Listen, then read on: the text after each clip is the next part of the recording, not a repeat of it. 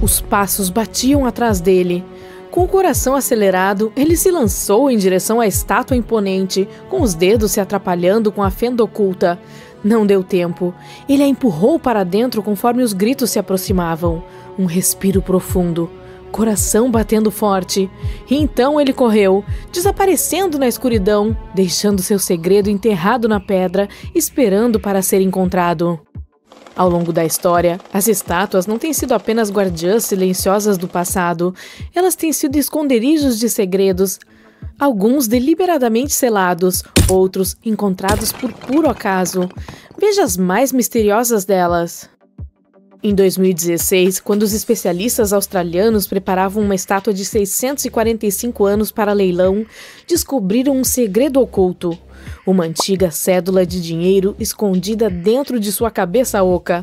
Emitida em 1371 pelo imperador Zhu Yuzhang, a nota valia 1000 moedas de cobre ou 28 gramas de prata. O mais impressionante é que ela trazia um aviso sombrio. Apesar de ter passado por vários proprietários, a nota permaneceu sem ser descoberta por séculos. Uma relíquia rara de uma época em que o papel moeda ainda era uma novidade, a nota foi logo colocada em leilão e sua jornada no tempo continuou até o mundo moderno. As estátuas se tornaram mais do que apenas símbolos, elas eram protetoras, guardiãs da história e às vezes até ferramentas que salvavam vidas. Em 2017, especialistas em restauração que trabalhavam em uma estátua do século XVIII na Espanha fizeram uma descoberta notável. Escondidas no interior oco da estátua estavam 2 cartas escritas em 1777, fornecendo informações sobre a vida cotidiana, os costumes locais e a economia da época. Da mesma forma, em 2023, durante reformas na Academia Militar dos Estados Unidos em West Point, uma caixa foi descoberta dentro da base de mármore de uma estátua que representa o herói Tadeusz Kościuszko. Colocada ali há quase 200 anos, essa cápsula do tempo oferece uma conexão tangível com o passado histórico da instituição. O mistério que envolve as estátuas e seu potencial de esconder segredos se estende a alguns dos monumentos mais icônicos do mundo. Poucos lugares são tão envoltos em mistério quanto a grande esfinge de Gizé. Durante séculos, arqueólogos, historiadores e exploradores especularam sobre o que poderia estar escondido sob sua enorme figura de calcário. Algumas pessoas pensavam que a esfinge escondia o lendário salão de registros, uma suposta biblioteca contendo conhecimentos antigos, possivelmente até mesmo a sabedoria perdida de Atlântida. Nos últimos anos, os avanços na tecnologia de radar de penetração no solo revelaram espaços vazios sob a esfinge, levando muitos a acreditar que a estátua pode esconder câmaras ou passagens não descobertas, algumas possivelmente ligadas a tumbas reais ou estruturas ocultas. O potencial de câmaras ocultas sob a esfinge tem cativado a imaginação de gerações, mas o que talvez seja ainda mais intrigante é o trabalho recente realizado por pesquisadores da Universidade de Nova York, que estudaram as forças ambientais que moldaram a esfinge. Depois de recriar antigos padrões de vento, os pesquisadores concluíram que a esfinge pode ter sido originalmente moldada pela erosão natural antes que os humanos refinassem ainda mais sua forma. Essas revelações abrem novos caminhos para a compreensão do propósito do monumento, bem como do significado cultural e espiritual que ele tinha naquela época. Os antigos egípcios reverenciavam Sobek, o deus do poder e do Nilo com cabeça de crocodilo, e frequentemente mumificavam crocodilos em sua homenagem. Essas criaturas eram colocadas em templos ou tumbas como oferendas aos deuses, ou para garantir sua passagem segura para a vida após a morte. Recentemente, um grupo de pesquisadores mergulhou em um estudo interessante sobre um crocodilo que recebeu o tratamento de mumificação de embalsamadores egípcios. Eles usaram um scanner de tomografia computadorizada para descobrir todos os tipos de detalhes fascinantes sobre como esse crocodilo encontrou seu criador e o que aconteceu com seu corpo depois disso. Para os antigos egípcios, os animais não eram apenas bichos de estimação, eles eram atores importantes em seus rituais, atuando como uma ponte entre os humanos e as divindades. Os falcões, por exemplo, eram associados a Horus, a divindade do sol, pois seu voo os aproximava do sol. Os gatos eram ligados a Bastet, a divindade mãe feroz e protetora. Os crocodilos estavam entre os animais favoritos para a mumificação. Esses répteis eram vistos como símbolos de Sobek, o Senhor do Nilo, cuja presença anunciava a inundação anual que trazia a tão necessária água e o solo fértil para a agricultura. No passado, estudar tais artefatos poderia significar danificar a múmia, mas graças às modernas técnicas de imagem, os pesquisadores puderam examinar o crocodilo mantendo-o intacto. Radiografias e tomografias computadorizadas revelaram que o sistema digestivo do crocodilo estava repleto de pequenas pedras chamadas gastrolitos, que os crocodilos costumavam ingerir para ajudar na digestão e manter a flutuabilidade. Em meio a essas pedras, eles encontraram até mesmo um anzol de metal e um peixe. Isso sugere que os grandes crocodilos mumificados provavelmente foram capturados na natureza usando anzóis com iscas de peixe. Isso quase se alinha com o que os historiadores gregos antigos escreveram sobre a vida no Egito. Quase porque os gregos acreditavam que os egípcios usavam porcos para atrair os crocodilos. Portanto, como você já percebeu, pesquisadores e arqueólogos usam tecnologia de ponta e trabalho prático meticuloso para descobrir os segredos de civilizações antigas. O processo começa com pesquisas usando radar de penetração no solo e escaneamento 3D para detectar câmaras, túneis ou anomalias ocultas sob a superfície. Depois que um local promissor é identificado, inicia-se uma escavação cuidadosa. As camadas de solo e detritos são removidas lentamente, garantindo que nenhum detalhe seja perdido. A exposição do Rijksmuseum em Amsterdã apresenta uma notável estátua tibetana de cobre dourado do século XV de Guya Zamaja Akshobhya. Essa figura, que simboliza a unidade de forças opostas e um estado superior de iluminação, era até então desconhecida na coleção do museu. Exames recentes dessa estátua revelaram relíquias e pergaminhos ocultos em sua estrutura oca, oferecendo percepções profundas sobre as práticas religiosas da época. A exposição apresenta mais de 75 obras-primas da Ásia, incluindo a recém-adquirida estátua Gajamsha Akshobhya, destacando o intrincado trabalho artesanal e o significado espiritual incorporado a esses artefatos. No coração de Verona, um segredo ficou escondido por décadas na estátua de bronze de Julieta. Esculpida em 1969, ela se tornou um símbolo do amor, tocada por inúmeros visitantes em busca de romance e sorte. Mas, sob sua superfície desgastada, Julieta guardava silenciosamente algo extraordinário. Com o passar do tempo, pequenas rachaduras se formaram devido a anos de carícias afetuosas. Por elas, os amantes deixaram escapar cartas, confissões sussurradas, súplicas desesperadas e promessas eternas. Alguns jogaram chaves, selando seu amor com cadeados e escondendo a prova dentro de sua estrutura oca. Em 2014, especialistas em restauração fizeram uma descoberta impressionante. Enquanto trabalhavam na estátua, centenas de bilhetes de amor e chaves enferrujadas se espalharam, votos esquecidos guardados no coração da própria Julieta. As estátuas geralmente funcionam como símbolos de poder e força. Entretanto, em tempos mais recentes, as estátuas também têm sido usadas para transmitir mensagens para as gerações futuras. O conceito de cápsula do tempo. Um objeto ou coleção de itens colocados em um recipiente, lacrado e depois enterrado ou escondido para ser descoberto mais tarde, tem uma longa história. E nos tempos modernos, as estátuas têm servido como recipientes perfeitos para essas cápsulas, permitindo que as pessoas se comuniquem com as gerações futuras de uma forma muito tangível. Em 2014, enquanto os trabalhadores removiam cuidadosamente o leão dourado do topo da Old State House de Boston para restauração, foi feita uma descoberta surpreendente. Algo chacoalhava dentro de sua cabeça oca. Um artigo do Boston Globe de 1901 mencionava uma cápsula do tempo escondida, mas com o passar dos anos, ela se transformou em lenda. Então, o descendente de um escultor desenterrou uma carta muito esquecida que confirmava a verdade. Dentro da cabeça do leão havia jornais, fotografias, autógrafos e cartas do passado de Boston, mensagens seladas há mais de um século. Quando a cápsula foi aberta, parecia que a própria história estava prendendo a respiração. Os funcionários planejaram continuar a tradição, acrescentando artefatos modernos antes de selar o segredo do leão mais uma vez, até que o século 22 o revele novamente. No entanto, não sabemos se eles continuarão com isso. Os avanços na tecnologia de imagem permitiram que os pesquisadores descobrissem detalhes ocultos em esculturas famosas sem danificá-las. Em 2014, especialistas em restauração no México fizeram uma descoberta chocante ao examinar uma estátua de madeira de 300 anos. Dentes humanos reais estavam escondidos sob seu rosto sereno. A revelação não veio pela visão, mas pela tecnologia.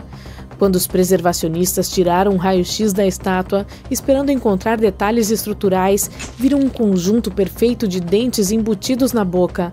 Diferentemente de outras estátuas históricas da região, que às vezes continham cabelos reais doados por pessoas para as estátuas, essa descoberta foi completamente inesperada. Era o dia 10 de abril de 1912. Richard tinha acabado de partir de Southampton, na Inglaterra, a bordo do navio mais famoso da época, apelidado de Inafundável. Como recém tinha acabado de presenciar uma quase colisão com o SS City de Nova York, ele decidiu escrever para sua esposa e relatar o infeliz e assustador ocorrido. "Minha querida Sal", escreveu ele, "saímos ontem depois de muita confusão." Mal sabia ele que apenas 4 dias depois, tanto sua caneta quanto o navio em que estava estariam perdidos para sempre no fundo do Oceano Atlântico Norte. Isso foi algum tipo de mau presságio? Richard realmente previu o que estava prestes a acontecer com o navio em que estava?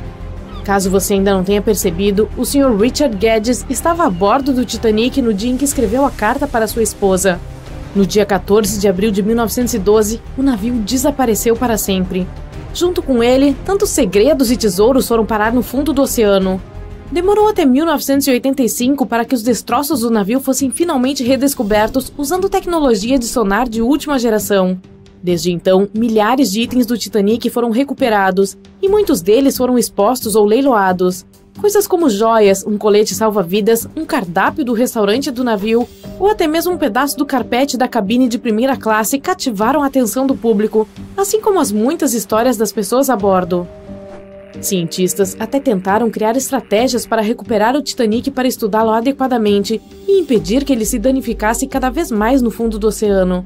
Alguns sugeriram encher o que resta do navio com bolas de ping-pong para fazê-lo flutuar, enquanto outros até consideraram injetar 180 mil toneladas de vaselina. Outra ideia era usar 450 mil toneladas de nitrogênio líquido para prendê-lo em um iceberg que flutuaria até a superfície. Mas por fim, tiveram que abrir mão de todas essas estratégias em potencial, já que o Titanic está frágil demais para ser recuperado. O transatlântico pode ser um dos navios mais interessantes no fundo do oceano, pelo menos na cultura popular, mas os mergulhadores de águas profundas têm muitas outras histórias para compartilhar. Aviões também chegam às vezes ao fundo do oceano. Mergulhadores de águas profundas em Oahu, no Havaí, encontraram os destroços de um avião F-4U Corsair. Ele parece ter caído no oceano em 1946, pois não tinha combustível suficiente. Se você puder mergulhar fundo o suficiente, poderá até tropeçar em estátuas e artefatos perdidos, como os encontrados no único parque arqueológico subaquático do mundo, na costa de Nápoles, na Itália. Ele apresenta as ruínas da antiga cidade romana de Baia. As estátuas encontradas aqui são, no mínimo, de tirar o fôlego. Em uma reviravolta irônica dos acontecimentos, alguns dos equipamentos que pretendíamos usar para nos levar à Lua ficaram perdidos no fundo do mar por muito tempo. Mas como isso aconteceu? Começando no final dos anos 1960 e terminando no início dos anos 70, muitos foguetes Apollo foram lançados para orbitar a Terra e a Lua. Ao atingir altitudes de cerca de 60 quilômetros, a primeira parte da espaçonave, incluindo os motores, precisava se separar. As pessoas pensavam que esses componentes haviam sido destruídos ou perdidos para sempre, mas foram mesmo? Em 2012, uma equipe de especialistas descobriu vários motores de foguete a 4 quilômetros da costa da Flórida. Desde então, eles passaram por um plano de renovação de 2 anos e agora estão em exibição no Museu de Voo de Seattle. Você pode imaginar se deparar com uma cidade inteira debaixo d'água? Em 2001, uma cidade perdida foi descoberta no Golfo de Cambai, na costa da Índia. Alguns arqueólogos acreditam que seja a cidade mais antiga da história. Em comparação, ela é quase do tamanho de Manhattan e possui paredes maciças e até praças. Foram encontradas peças de escultura, obras de arte e até mesmo o que parecia ser móveis de madeira antigos, que se acredita serem de 9.500 anos atrás e 5.000 anos mais velhos do que qualquer cidade descoberta anteriormente. Ok, que tal um rio subaquático? Não consigo nem imaginar como seria, mas alguns mergulhadores de profundidade afirmam tê-lo visto ao sul de Tulum, no México. Isso é possível mesmo? Bem, não realmente, já que o cenote Angelita não é um rio verdadeiro, mas um tipo muito especial de ilusão de ótica. Ele é formado por uma haloclina, ou seja, uma nuvem de sulfeto de hidrogênio no fundo dessa caverna submarina. Parece que você pode nadar através dessa nuvem e que isso faz você se sentir como se estivesse nadando em um corpo de água corrente. Nem todas as coisas descobertas debaixo d'água são objetos inanimados. Alguns deles são realmente criaturas marinhas bastante assustadoras. Uma água-viva pode não estar na sua lista de coisas a serem observadas se você não puder evitar as ferroadas. Mas essa gigante, também conhecida como água-viva juba de leão, é a maior espécie conhecida do seu tipo. Justamente, você só poderá vê-la se acontecer de mergulhar nas águas do Ártico, norte do Atlântico e norte do Pacífico. Você certamente vai percebê-la, pois ela mede 36 metros do topo até a ponta de seus tentáculos. Quando se trata de mergulho em alto mar, muitas pessoas procuram descobrir algum tesouro perdido. Um mergulhador teve a sorte de literalmente ganhar na loteria quando encontrou quase $1 milhão de um tesouro no fundo do mar. Isso foi em 2015, quando esse sortudo estava nadando na costa da Flórida. O que ele encontrou, você pergunta? Bem, cerca de 51 moedas de ouro, 12 metros de corrente de ouro e uma única moeda rara que foi feita personalizada para o rei da Espanha, Filipe IV. Falando em pessoas procurando por tesouros perdidos, mergulhadores às vezes também encontram navios piratas. Em 2015, eles descobriram na costa da Colômbia um desses naufrágios piratas que era do século VIII.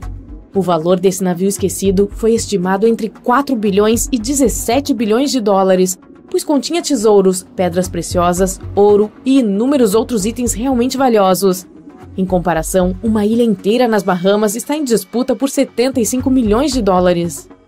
Um computador é a última coisa que você esperaria descobrir debaixo d'água, certo? E esse não é um computador normal, mas um bem antigo. No entanto, alguém encontrou ele entre 1900 e 1901 no local de um naufrágio localizado em uma ilha grega. Os pesquisadores acreditam que essa estranha engenhoca de pedra seja a forma mais antiga de um computador. Ele foi projetado para servir a muitas finalidades, como prever posições astronômicas e eclipses no calendário. Como a humanidade perdeu a maior parte da tecnologia usada naquela época, foi maravilhoso redescobri-lo tantos anos depois. Ele nos permitiu reunir muitas das realizações dos antigos gregos. O computador está agora no Museu Arqueológico Nacional de Atenas, caso você queira verificá-lo pessoalmente. Esse deve ser um dos lugares mais misteriosos da Terra. Chama-se Fossa das Marianas e é a parte mais profunda dos oceanos do nosso planeta. Nós realmente não sabemos quão profunda ela é, pois é muito difícil de medir, mas tem cerca de 11 quilômetros de profundidade, ou 5 vezes mais que o Grand Canyon. Esse enorme buraco subaquático foi estudado em 1875 usando uma corda pesada.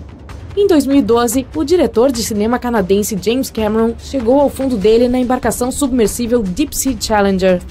Algumas das criaturas mais bizarras do planeta vivem nesse lugar, incluindo o polvo dumbo, um pepino do mar e o tubarão duende.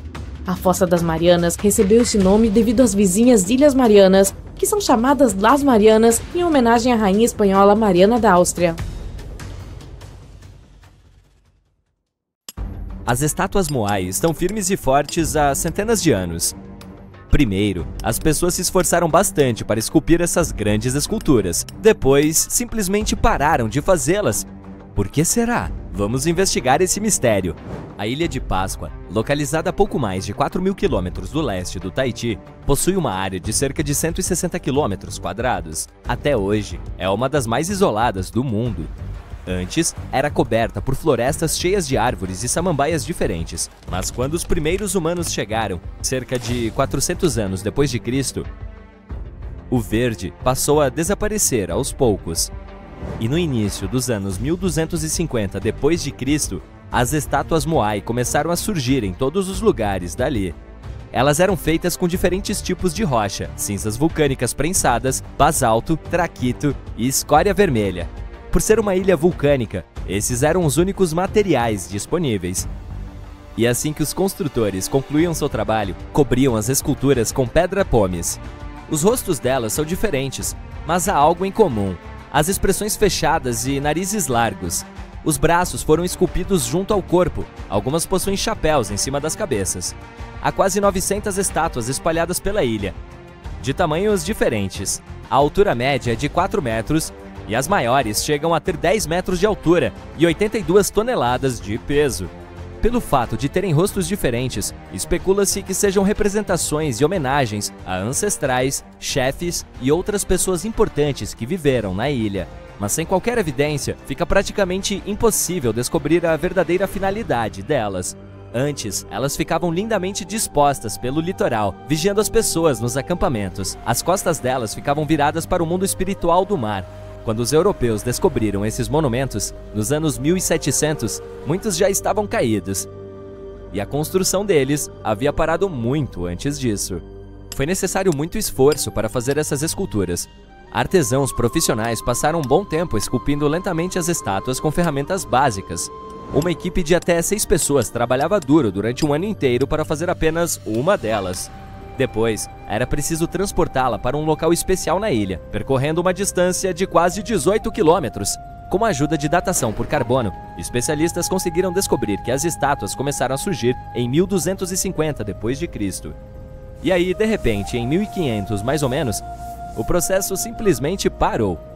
Os criadores dos monumentos largaram seus cinzéis onde os estavam usando. E só um quarto de todas as esculturas foram transportadas para onde deveriam ficar. Metade delas ainda continua na pedreira, enquanto outras foram abandonadas no chão, no meio do caminho. Alguma coisa aconteceu na ilha e fez todos perderem o interesse pelas estátuas. Há muitas teorias sobre o que poderia ter acontecido e a maioria tem a ver com o desmatamento. Os moradores de Páscoa podem ter usado madeira para transportar as esculturas pelo local. Eles certamente fizeram isso com a ajuda de trenós e cordas, com troncos para rolar as obras ou com canoas para fazê-las flutuar. A mata começou a ficar desfalcada. As árvores levavam muito tempo para crescer e ratos comeram a maioria das sementes. As pessoas usavam madeira para muitas coisas e precisavam dela não só para atividades práticas, mas também para criar outras estátuas. Outro motivo que pode ter feito os moradores locais pararem de esculpir as esculturas foi a dedicação a outros projetos. Jardins especializados de pedra estavam se tornando cada vez mais comuns com o crescimento da população. Eles eram ótimos para o solo, mantendo-o aquecido e fertilizado ao mesmo tempo. Os habitantes gastaram muito tempo e esforço fazendo esses jardins de pedra, então tiveram que deixar a construção e deslocamento de estátuas de lado. Outra teoria sugere que as crenças do povo mudaram ao longo dos anos. Supõe-se que os moradores viam as obras como uma conexão com seus ancestrais, mas depois de algum tempo, rituais que mostravam força e resistência se tornaram mais populares. E com eles, os habitantes de Páscoa começaram a esculpir imagens relacionadas às aves marinhas, que se tornaram os principais animais de lá. As pessoas começaram a acreditar que estavam sendo cuidadas por seus ancestrais através dos pássaros e não das estátuas. Então, não fazia sentido continuar a construí-las. Qualquer uma dessas teorias pode ser verdadeira, mas o problema mesmo era que uma ilha tão pequena não conseguia comportar uma população em crescimento. Então, o que antes era um terreno exuberante, cheio de verde, se tornou uma paisagem desértica. Nos primeiros séculos, as pessoas se valiam dos recursos que a floresta fornecia, mas a agricultura ganhou mais importância após 1550, quando as florestas desapareceram. Tribos que antes trabalhavam juntas para construir monólitos fantásticos passaram a competir umas com as outras.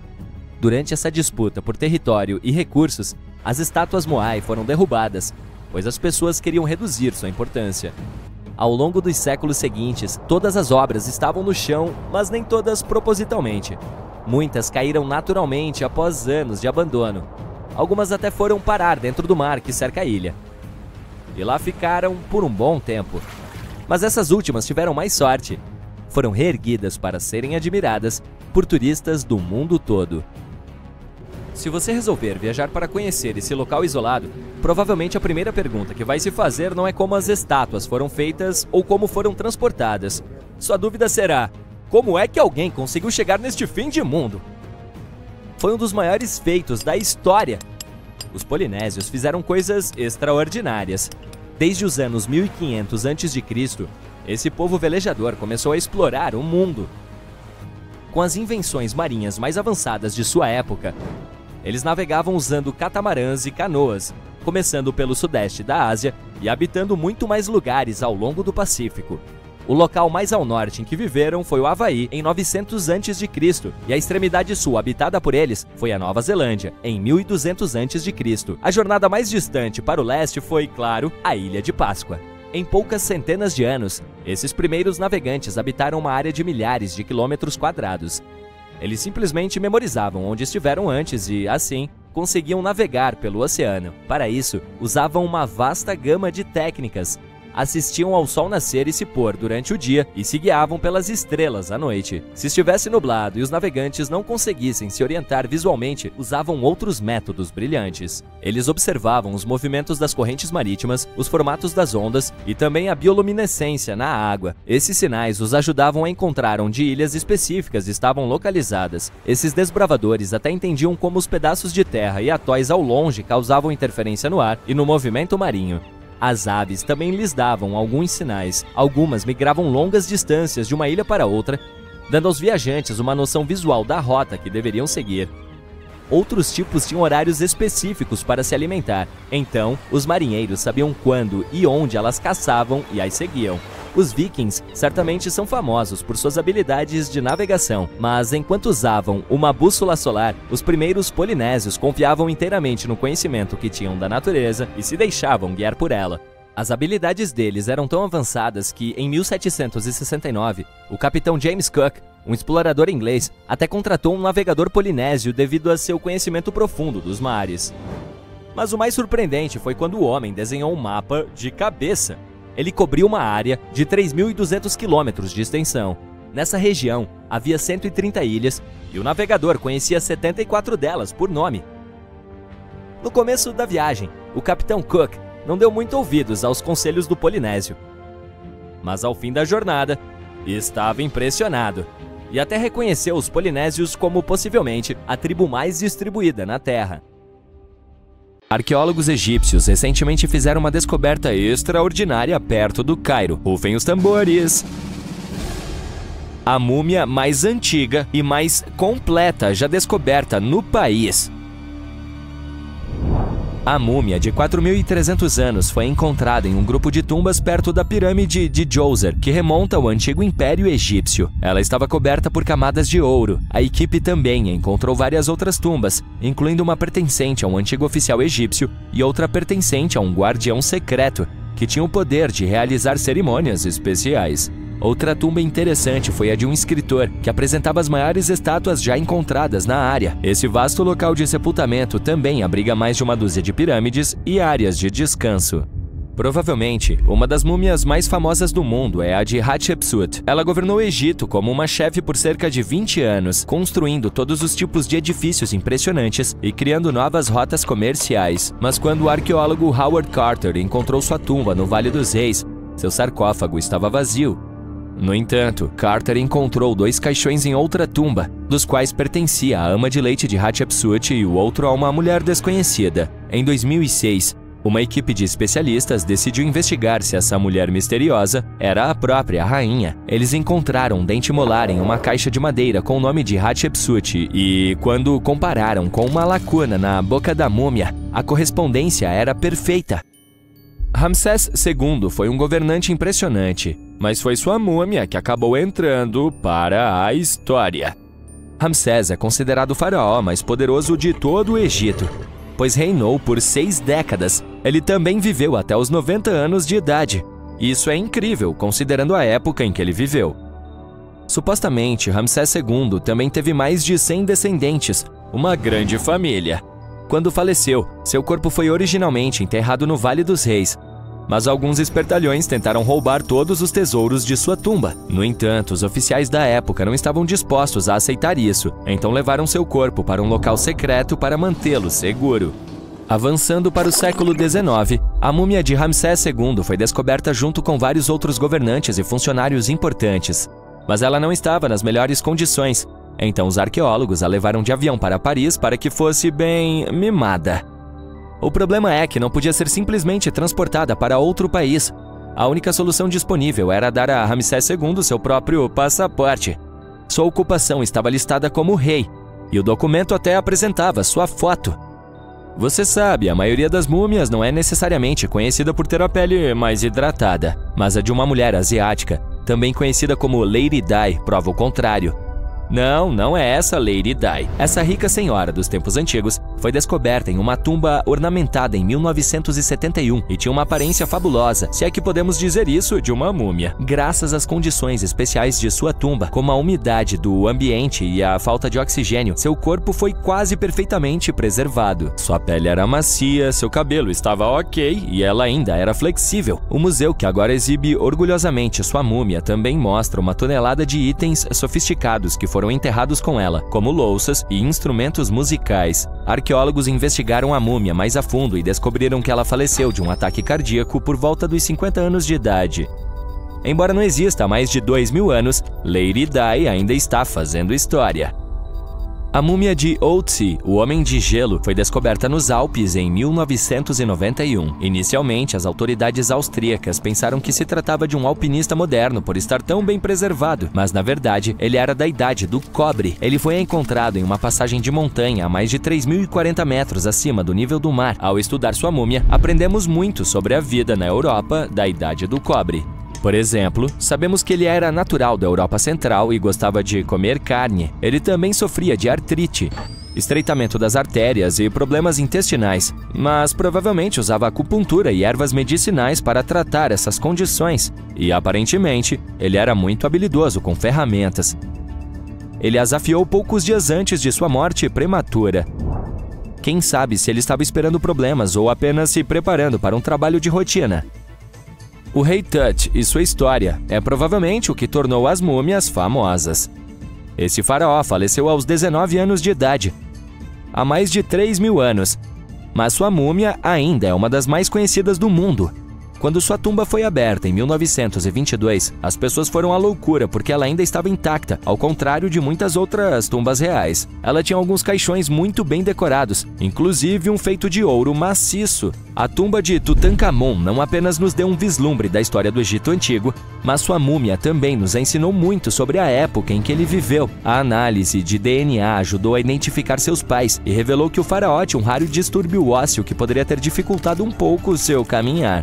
Ginger é provavelmente uma das múmias mais legais de que você já ouviu falar. Ela é como um viajante do tempo de 5.000 anos atrás que ainda está voando com seu cabelo dourado e unhas perfeitamente preservadas. Ginger, também chamado de o Homem de Gebelin, foi descoberto no Egito e acredita-se que seja o mais antigo corpo mumificado conhecido. Antes mesmo de as pessoas conhecerem a mumificação, elas costumavam colocar os corpos em covas rasas na areia quente e seca. E como a areia absorvia toda a água, as bactérias não puderam se reproduzir e o corpo foi preservado naturalmente. Agora, os cientistas não têm certeza se a preservação de Ginger foi intencional ou não, mas como ele foi enterrado com alguns vasos de cerâmica, é provável que quem o enterrou conhecesse algumas técnicas sérias de preservação. Se você quiser conhecer Ginger pessoalmente, ele está atualmente no Museu Britânico. Um colecionador de arte holandês comprou uma estátua da Ásia e acabou fazendo uma estranha descoberta. A estátua continha uma múmia escondida em seu interior. Infelizmente, o corpo era muito frágil para ser movido e teve que ser deixado lá.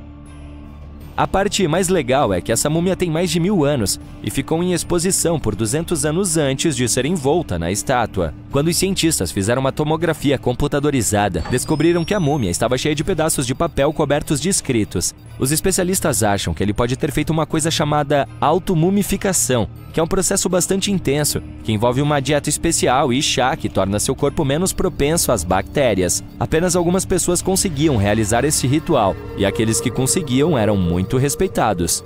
Nenhuma outra rainha egípcia confundiu os cientistas e historiadores como a impressionante Nefertiti. Com base em suas estátuas, ela era conhecida por seu pescoço fino, olhos amplos e maçãs do rosto altas. Seu nome significa "A Bela Mulher Chegou". Isso é que é fazer jus ao nome, não é? Apesar de não ter sido faraó, Nefertiti conseguiu deixar uma impressão duradoura. Os registros escritos sugerem que, como esposa e rainha, ela desempenhou um papel incrivelmente influente. Devido ao seu poder, ela era de fato admirada, mas também conseguiu fazer muitos inimigos ao longo de sua vida. Ela também era parente do rei Tut, mas não biologicamente. Em vez disso, ela era sua madrasta. Até o momento, os moradores locais ainda não conseguiram identificar sua múmia, mas isso pode mudar em breve. Um egiptólogo local que tem se dedicado a escavar tumbas no Vale dos Reis encontrou 2 múmias que, segundo ele, podem ser Nefertiti e sua filha. De acordo com especialistas, em breve poderemos finalmente obter uma resposta definitiva sobre a identidade dessas 2 múmias.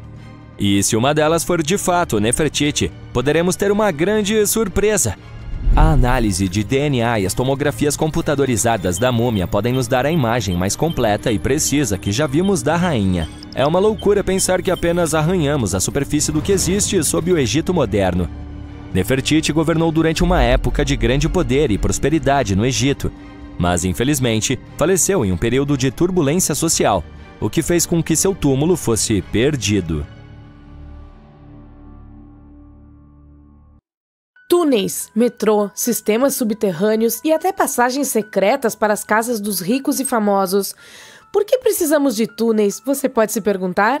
Para nos escondermos. Muitas cidades têm estruturas e até mesmo os doppelgangers subterrâneos. Agora, vamos deixar claro, essas passagens normalmente não estão conectadas, ao contrário do boato popular que afirma que era possível ir da Escócia à Turquia, usando estruturas subterrâneas construídas há cerca de 5.000 anos. Quer dizer, parece loucura até hoje. Imagine construir isso naquele tempo. Esses túneis têm um nome oficial, Erdstall, e provavelmente foram construídos na Idade Média. No entanto, ainda não temos informações exatas sobre a data. A maior concentração deles está na Baviera, Alemanha, mas também há muitos deles na Grã-Bretanha e na França. Os túneis Erdstall, um tipo único de passagem de terra encontrado em todo o mundo, são caracterizados por seus corredores estreitos e ovais e pontos de estrangulamento apertados conhecidos como schlupfs ou sleep-outs. Apesar das especulações, sua finalidade permanece um mistério. No entanto, alguns têm lareiras e até aberturas de ventilação, o que pode significar que eram usados principalmente como abrigo. Datados da Idade Média, possivelmente já no século XII, os túneis Erdstall carecem de sinais arqueológicos e registros históricos. Portanto, não é surpresa que haja muitos rumores sobre seu uso. Alguns cientistas têm certeza de que eram espaços de armazenamento, embora sua estreiteza torne isso impraticável. Outra ideia é que serviam de esconderijo para os fazendeiros durante os ataques tribais. Entretanto, seu único ponto de entrada levanta dúvidas sobre sua eficácia em evitar ameaças. Agora, se você está se sentindo como Indiana Jones e quer se aventurar nesses túneis, está com sorte. Algumas estruturas, como a Erdstall Hattgoblucken, na Áustria, recebem visitantes ansiosos para explorar essas construções enigmáticas. No entanto, a maioria delas está fechada aos olhos do público. As origens dos túneis Erdstall permanecem amplamente desconhecidas, assim como suas funções reais. E se você acha que, estamos no século XXI, podemos estudar praticamente tudo, bem, está errado. O que torna esses locais difíceis de estudar são os limites estreitos. Os métodos tradicionais de levantamento geralmente se mostram inadequados em tais espaços. Para lidar com esse problema, os cientistas usam um dispositivo portátil que integra uma câmera RGB, um giroscópio e sensores de profundidade de alta resolução, o que lhes permite capturar detalhes intrincados dos túneis. Eles também utilizam técnicas modernas, como levantamento em 3D, na esperança de descobrir as verdadeiras origens e propósitos dessas estruturas. Uma hipótese até sugere que podem ter sido adaptações mal concebidas, abandonadas quando suas inadequações se tornaram aparentes. Ainda assim, nem todos concordam com essa ideia. Outras teorias sugerem que serviam a propósitos espirituais, enquanto a ideia mais intrigante especula que esses túneis podem ser remanescentes de civilizações extraterrestres. Os especialistas acreditam que eles podem ter sido usados para questões práticas, como celeiros ou esconderijos de saqueadores. Como não temos informações exatas sobre quem e quando os construiu, pode ter sido praticamente qualquer pessoa, até mesmo uma preguiça. Não sou lunática. As preguiças são capazes de construir túneis gigantes. Veja só, em 2009, um fazendeiro no sul do Brasil estava dirigindo seu trator em um milharal quando de repente afundou no chão. Ele logo descobriu que havia rompido a parte superior de um túnel subterrâneo. Quando os pesquisadores foram investigar, encontraram uma passagem com cerca de 2 metros de altura e os mesmos 2 metros de largura, estendendo-se por cerca de 15 metros de comprimento, logo abaixo da casa do fazendeiro. Quando olharam mais de perto, viram imediatamente marcas profundas de garras nas paredes. Essa foi a prova de que a passagem não havia sido feita por uma pessoa. Então, o que o fazendeiro descobriu foi uma paleotoca de megafauna, um túnel pré-histórico cavado por criaturas antigas, como preguiças terrestres gigantes ou tatus gigantes de mais de 10 mil anos atrás. Sei que é difícil imaginar esses animais, mas deixa eu ajudar. Pegue um hamster. Agora, aumente-o para o tamanho de um elefante. Não se esqueça, esse hamster de 4 metros de altura também podia andar sobre 2 pernas. Em sua época, cerca de 15 milhões a 10 mil anos atrás, muitas espécies de preguiças e tatus gigantes percorriam as Américas, alguns desses animais até cavando túneis semelhantes. Hoje, muitos desses estão cheios de sedimentos, embora alguns permaneçam claros, semelhantes ao que o fazendeiro descobriu. Esse achado de 2009 despertou um interesse significativo, levando à descoberta de mais de 1.500 paleotocas no sul do Brasil, tornando-a a área com maior concentração desses locais em todo o mundo. Mas ninguém sabe exatamente por que há tantos deles no sul do país. Embora existam algumas paleotocas em toda a América do Sul, nenhuma foi encontrada na do Norte, o que é estranho, já que essas enormes preguiças percorriam todo o continente. A finalidade exata dessas grandes tocas permanece um mistério, mas os cientistas acreditam que podem ter servido como espaços de amamentação, regulação de temperatura ou áreas de hibernação. Os túneis provavelmente se desenvolveram ao longo dos séculos, à medida que as sucessivas gerações de preguiças e tatus os expandiram. Agora vamos dar uma olhada nos fogous. Não é a iguaria fatal japonesa. E não é uma cidade da Nova Guiné. Para vê-los, temos que viajar para o Reino Unido. Eles também são construções subterrâneas, mas não se parecem exatamente com túneis, e sim estruturas de pedra seca. Parece que uma caverna foi decorada com pedras por dentro. Existem apenas cerca de 15 desses fogous encontrados até o momento, a maioria na Cornualha. De acordo com as estimativas, esses túneis foram construídos há cerca de 2.400 anos e ainda estão em condições perfeitas, o que é realmente fascinante. Quero dizer, naquela época, as pessoas não tinham nenhum tipo de maquinário legal, mas essas estruturas ainda duram. E se você se atrever a comprar um apartamento hoje, bem, é provável que não fique muito satisfeito com a qualidade. Voltando aos nossos fogous, não há nada de extraordinário em seu suposto propósito. Eles poderiam ser usados para fins espirituais, como um lugar para se esconder ou para armazenar alimentos. A aplicação mais recente, no entanto, é um pouco estranha. Acho que não é segredo para ninguém que a Inglaterra é famosa por sua umidade excessiva. E se você quiser armazenar alimentos adequadamente, deve evitar a umidade a todo custo. Caso contrário, diga bem-vindo ao mofo e aos fungos. No entanto, os povos antigos não eram de todo estúpidos ou não teriam sobrevivido, e você e eu não estaríamos aqui agora. Portanto, eles podem ter adaptado esses fogous para armazenar apenas alguns produtos, aqueles que já tinham mofo natural, ajudando na preservação de alimentos perecíveis, como leite, manteiga e queijo. Mas essas são apenas especulações. A verdadeira razão pela qual foram construídos permanece desconhecida. O que torna os fogous únicos é o fato de serem túneis construídos intencionalmente, e não apenas minas escavadas como as dos País de Gales. Eles foram criados cavando trincheiras profundas, forrados com lajes de pedra, cobertos com pedras e em seguida preenchidos. Tudo isso exigiu muito tempo e esforço.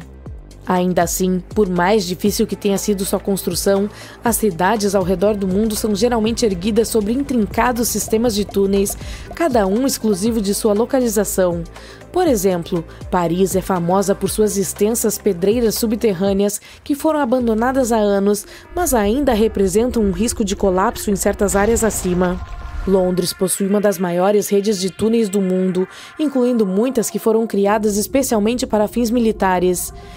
Em Nova York há rumores de passagens secretas, enquanto Los Angeles tem túneis antigos da época da Lei Seca usados por bares clandestinos. Muitas outras cidades também têm sua cota de passagens subterrâneas enigmáticas e, surpreendentemente, a Flórida não é exceção. Isso aconteceu em 2011, em Ybor City. Perto de uma antiga agência dos Correios, uma inundação descobriu algo estranho. Uma seção de uma estrutura desconhecida.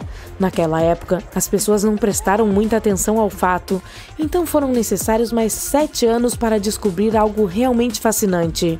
Esse bairro histórico foi fundado na década de 1880, mas até 2018 não se sabia que ele também tinha uma rede de túneis ocultos. Só ficamos sabendo disso por causa dos trabalhos de reforma. O propósito exato, é claro, é desconhecido, mas a maioria dos cientistas tem certeza de que serviam para conectar os primeiros locais de jogos e o Porto de Tampa. É difícil descobrir a extensão dessa rede. Em 2018, uma casa histórica em Seminole Heights revelou portas trancadas que levavam a túneis da década de 1920. Um morador chegou a dizer que viajou em um deles por 20 minutos. Rumores sugerem que algumas passagens se conectam ao rio Hillsborough e à cidade de Ybor. A pesquisa está em andamento, mas ainda não surgiram novas informações.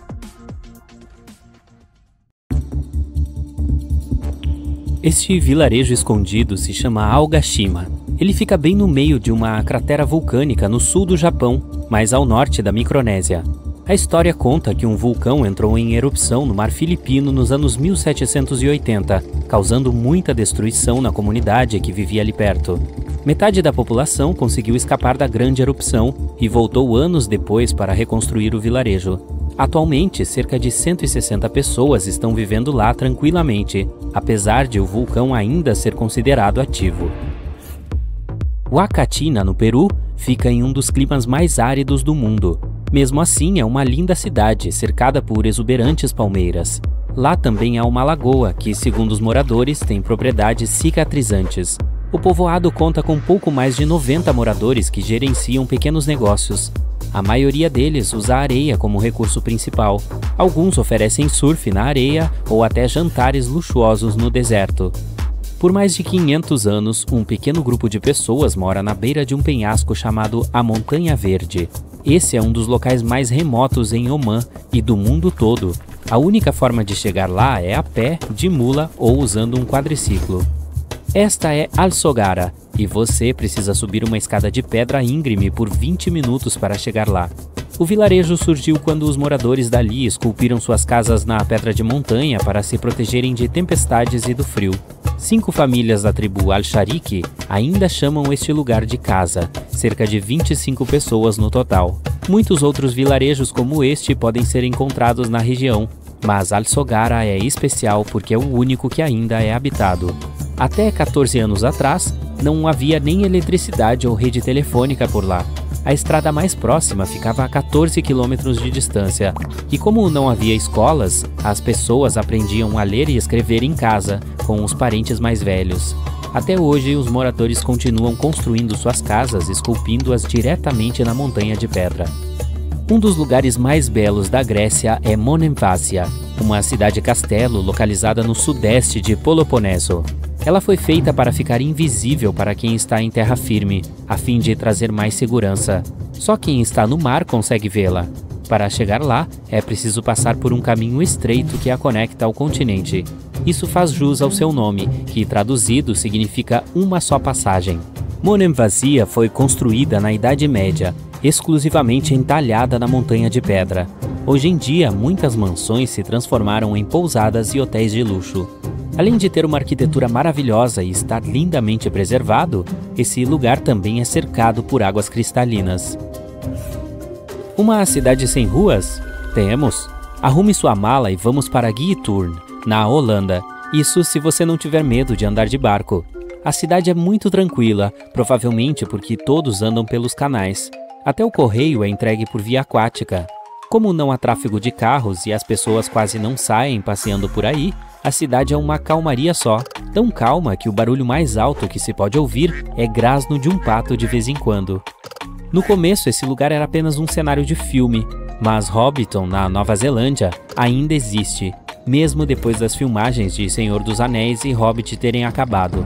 Agora, passeios pelo charmoso cenário estão disponíveis. Existem 44 casinhas de Hobbit no total, apesar de poucas estarem abertas ao público. O isolado vilarejo no penhasco de Gazalador, nas Ilhas Faroé, tem uma população de apenas 11 pessoas. Esse lugar é famoso por sua bela cachoeira, que cai diretamente dentro do Oceano Atlântico. Antes, só era possível chegar lá a pé, andando entre as montanhas. Porém, um túnel foi construído recentemente, tornando o lugar acessível de carro. O musical Popeye dos anos de 1980 tinha um cenário construído em Malta. Ele não foi derrubado após as gravações terminarem. Hoje, o vilarejo Popeye abriga várias construções coloridas e uma empresa de atores. Há várias coisas legais para se fazer lá, como assistir a apresentações de teatro, fazer passeios de barco, visitar museus ou simplesmente explorar esse vilarejo criativo. O vilarejo mais antigo e mais fotografado da Áustria se chama Hallstatt. É uma joia escondida da Europa, com construções lindamente preservadas e um lago salgado subterrâneo. Ele também tem um museu com artefatos muito antigos, de até 7.000 anos, além da mina de sal mais antiga do mundo. O Forte Burtange, na Holanda, é um pequeno povoado com formato de estrela. Esse design não foi feito só por beleza, mas também como estratégia de defesa. Ele dava aos guardas do forte uma vantagem estratégica, pois eles tinham uma visão perfeita de 360 graus. Hoje em dia, a construção está perfeitamente preservada, incluindo seus prédios antigos, ruas de paralelepípedo, moinhos de vento de madeira e pontes sofisticadas. No Marrocos existe uma aldeia feita totalmente de tijolos de barro. Ela fica em um vale perto das montanhas Atlas, a 51 quilômetros da capital do Marrocos. Comerciantes que percorriam a rota de comércio transariana passavam por essa cidade carregando especiarias e ouro. À medida que a rota foi se tornando menos popular, muitos desses fortes foram abandonados e agora são apenas relíquias preservadas. Esse é um dos melhores lugares para esquiar do mundo, mas ainda é escondido do público. Talvez seja por isso que os moradores de lá o chamam de Lado Secreto do Vale. Localizado na Áustria, o minúsculo vilarejo de Wharf tem apenas algumas centenas de habitantes. Além de ser o vilarejo onde mais neva da Terra, ele também dá acesso a uma das maiores pistas de esqui do mundo. Sua popularidade aumentou um pouco em 2013, quando a construção de uma estrada de alta velocidade ali perto foi concluída. Burano, na Itália, é uma das ilhas mais coloridas do mundo. Por causa de suas cores vibrantes, ela quase parece ser tropical. Tem águas verde esmeralda, lindas casas e uma torre de sino do século XVII. Sua tradição de fabricação de rendas trouxe Leonardo da Vinci para a ilha nos anos 1400. Ele comprou um pedaço de tecido lá e depois o usou para fazer o design de uma famosa cúpula de Milão. Se você tiver um passaporte britânico, deve conhecer a linda cidadezinha de Byberry, já que seu cenário está retratado em sua identificação. Ela é uma das cidades mais charmosas da Europa e é composta por construções de pedra que ficam sobre o rio Colne. A imagem que está impressa nos passaportes britânicos é de Arlington Raw, uma fileira de casas de tecelões que remonta ao século XVI. Parte da cidade de Coober Pedy, na Austrália, fica debaixo da terra. Tudo começou em 1915, quando depósitos de opala foram encontrados na região. Até hoje, a cidade ainda é a maior mina de opala do mundo. Quem mora lá chegou à conclusão de que seria mais confortável ficar no plano subterrâneo, já que as temperaturas lá em cima podem alcançar 51 graus Celsius. Então, o povoado agora tem lojas e galerias subterrâneas. Coober Pedy também tem o primeiro hotel 4 estrelas do mundo. Para visitar o local mais remoto do mundo todo, você precisa se preparar para encarar uma longa jornada. Se estiver saindo dos Estados Unidos, por exemplo, a rota mais fácil é um voo de 15 horas até Cape Town, na África do Sul, seguido por uma viagem de barco com duração de 6 dias. Só depois disso você chegará a Tristão da Cunha. Ou você pode fazer um cruzeiro de 1 mês pelo Oceano Atlântico Sul, o que você achar melhor. Apenas lembre-se de planejar essa viagem com antecedência, pois só acontecem 9 viagens de barco por ano para essa ilha. A ilha em si tem apenas 11 km de comprimento. Situada bem no meio do Oceano Atlântico Sul, ela cobre meros 97 km². Os 300 moradores de lá são todos fazendeiros. Eles têm internet, mas ela é bem lenta. Quanto à rede telefônica ou ao jornal, não há nenhum dos dois por lá. Os habitantes da ilha falam em dialeto em inglês, que é usado por pouquíssimas pessoas no mundo. Ei, se você acha que Stonehenge é um dos monumentos de pedra mais antigos de todos os tempos, deixe-me apresentá-lo a Göbekli Tepe. Aperte o cinto, temos que viajar para a Turquia para conhecer esse cara muito velho. Sim, ele é muito velho para viajar. Brincadeiras à parte, Göbekli Tepe é um sítio arqueológico localizado no sudeste da Turquia que remonta ao período neolítico, por volta de 10.000 a.C. É considerado uma das descobertas arqueológicas mais antigas e significativas dos últimos tempos. O sítio é composto por uma série de estruturas circulares e retangulares feitas de pilares de pedra. Ele se parece com seu irmão mais novo, Stonehenge. Alguns desses pilares são decorados com esculturas complexas de animais e outros símbolos. Agora você pode se perguntar, ei, por que diabos eles fizeram um edifício tão fascinante? Qual era seu propósito? Desculpe, não tenho resposta para isso. O propósito do local ainda é desconhecido, mas acredita-se que tenha sido um centro cerimonial para os povos antigos que viviam na área. A descoberta de Göbekli Tepe desafiou crenças de longa data sobre o desenvolvimento da civilização humana, pois sugere que sociedades complexas podem ter surgido muito antes do que se pensava. Arrume suas coisas, nossa viagem está apenas começando. Próximo destino, Masada. É uma antiga fortaleza localizada em Israel, em um planalto com vista para o Mar Morto. Ei, olhe para essa vista! Espetacular, não é? Ela foi construída pelo rei Herodes o Grande no século I a.C. e foi construída de forma muito inteligente. Dentro da fortaleza havia várias instalações, como armazéns, quartéis, um palácio e um conjunto de cisternas com capacidade para armazenar aproximadamente 40.000 metros cúbicos de água da chuva.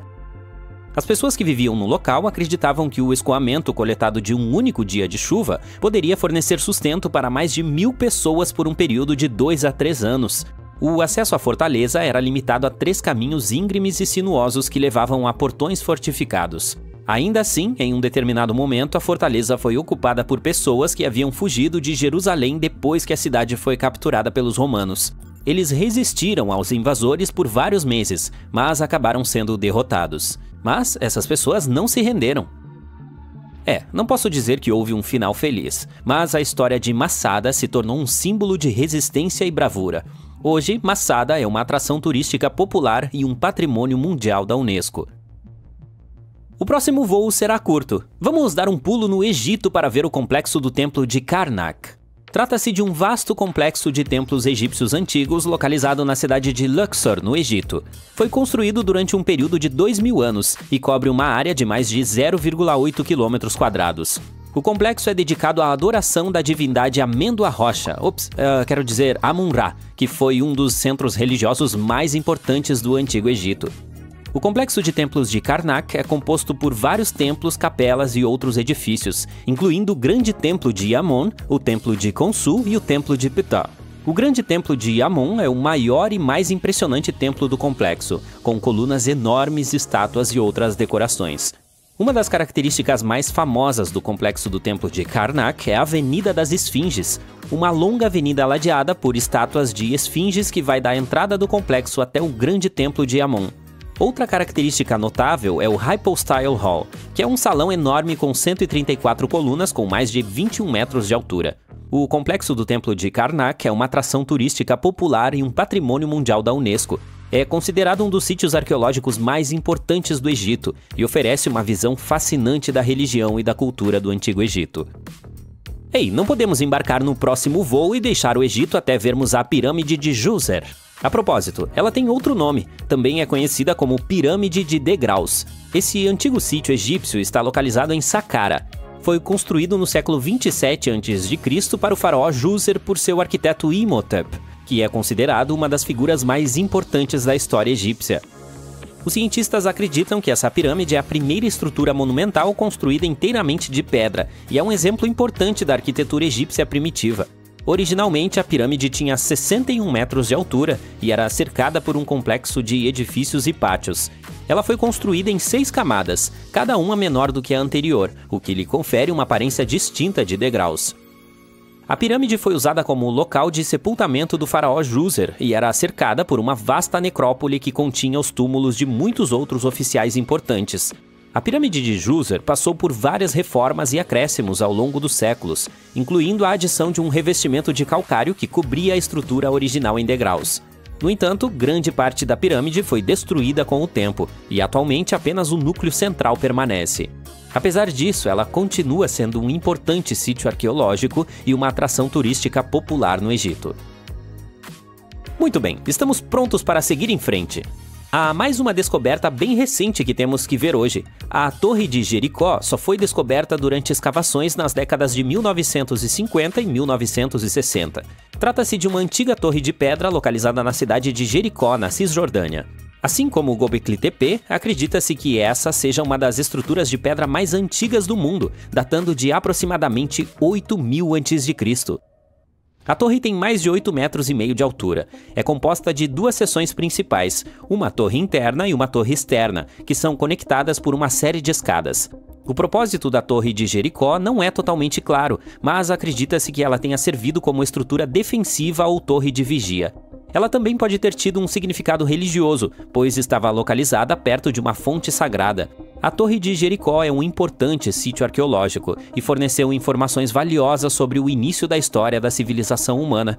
Ela está aberta aos visitantes e é um destino popular para turistas interessados em história antiga. Esse local antigo chamou a atenção até mesmo da Netflix, que fez um filme que se passa em Mohenjo-Daro. Esse local foi um importante centro da civilização do Vale do Indo, no atual Paquistão. Mohenjo-Daro foi uma das maiores cidades do mundo antigo, com uma população estimada em cerca de 40 mil habitantes em seu auge. Acredite, deve ter sido uma megalópole maluca naquela época. A cidade era notável por seu avançado planejamento urbano, com sofisticados sistemas de drenagem e saneamento, e por sua impressionante arquitetura, incluindo o grande banho e o celeiro. Mohenjo-Daro foi abandonada por volta de 1900 a.C. e suas ruínas só foram redescobertas na década de 1920. Hoje é um patrimônio mundial da Unesco e um importante sítio arqueológico para o estudo da antiga civilização do sul da Ásia.